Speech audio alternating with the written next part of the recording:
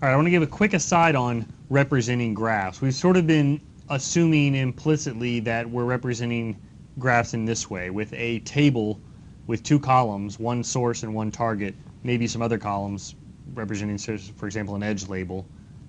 But every edge will be explicitly represented. Okay, and so this makes sense because it's easy to manipulate with a relational language, which is what we've been sort of talking about in terms of pattern matching tasks. And so this is the edge table. We'll call this the edge table representation of this graph here, where A and B is there and B back to A is there and so on. Okay. And you can process this, as we've seen. We can do pattern matching, but we can also do the structural tasks pretty simply. We can say find the top 5 highest in degree vertices using a group by query.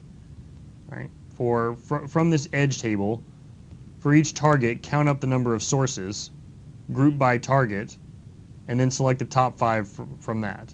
And this is using the syntax for top 5 from the SQL standard, as well as Microsoft SQL Server. Other commercial databases can express this in a slightly different way.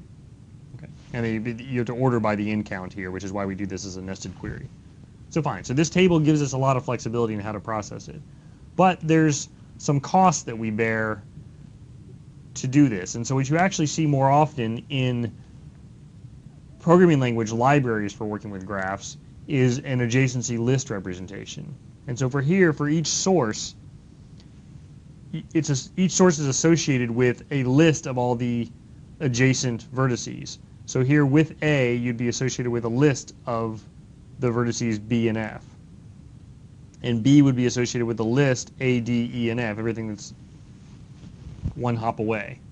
Okay. And so the overall space required for this representation is less, which can make a pretty big difference in performance.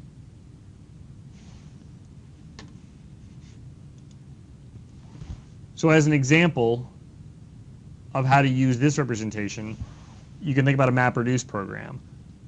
It's a little bit harder to think about how to do this in a relational database, for example, because you can't, directly and naturally, you can't express this list construct. There's various extensions and proposals and so on to do this, but this essentially breaks first normal form, which I won't go into, but it's no longer really a conventional relation if you have this nested collection structure as one of the values. But in MapReduce, this is perfectly fine. We saw this before, right? There's a key and a value, and the value can be anything. It can be a bag of words. In this case, it's a list of neighboring vertices. And in fact, in the libraries for MapReduce that work with graphs, this is the most common representation you'll see. And in fact, even in some of the original work with MapReduce to express PageRank, which we'll talk about in a bit, they assume an adjacency list representation there as well. So for this same task of finding the top 5 highest in degree vertices, you can imagine a map program that takes in a vertex and an adjacency list and produces a key of the adjacent vertex along with the key vertex. So you just reverse the direction. Okay. So for B and F, the output would be B mapping back to A, F mapping back to A, and so on. And we just reverse the edges. And then on the reduce side, it'll receive a list of a vertex along with a list of incoming edges. And then you can just count them up and produce that as your result.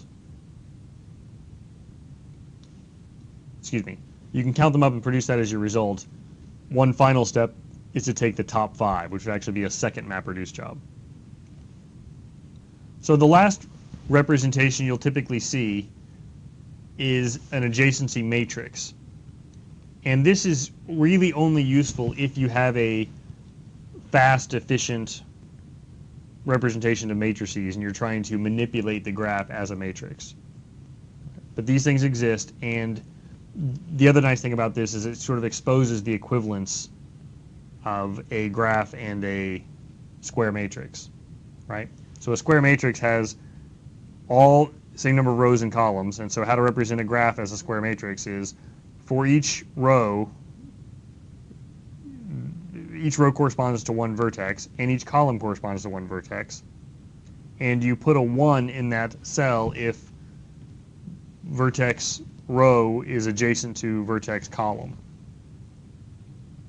Okay. And if you have an undirected graph, then this will be symmetric. And if it's a directed graph, then it may not be. So A is adjacent to B, which is why there's a 1 here, and B is adjacent to A, which is why there's 1 here. But B is adjacent to D, and D is not adjacent to B. Okay. And you'll also see that this is always going to be, pretty much always going to be a sparse graph, right? Lots and lots and lots of zeros. Not everything, it's rare for a vertex to be, for all vertices to be connected to almost everything. So you have sparse, and if you remember back to some of the work we did with relational databases, and we showed how to represent matrices in databases, that once you have a matrix, you get access to processing things with linear algebra, and you might get access to fast libraries that already know how to work with matrices and linear algebra operations.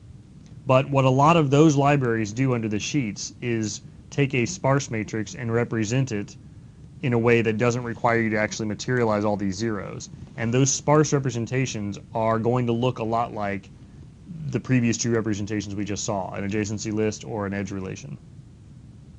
So in some sense, it's, you know, you're moving things into matrices in order to get the access to fast libraries for working with matrices. But what the matrices are doing underneath the sheets is to represent things in a sparse way that looks more like a relational representation. But be aware of all three of these: an edge table, an adjacency list, and an adjacency matrix.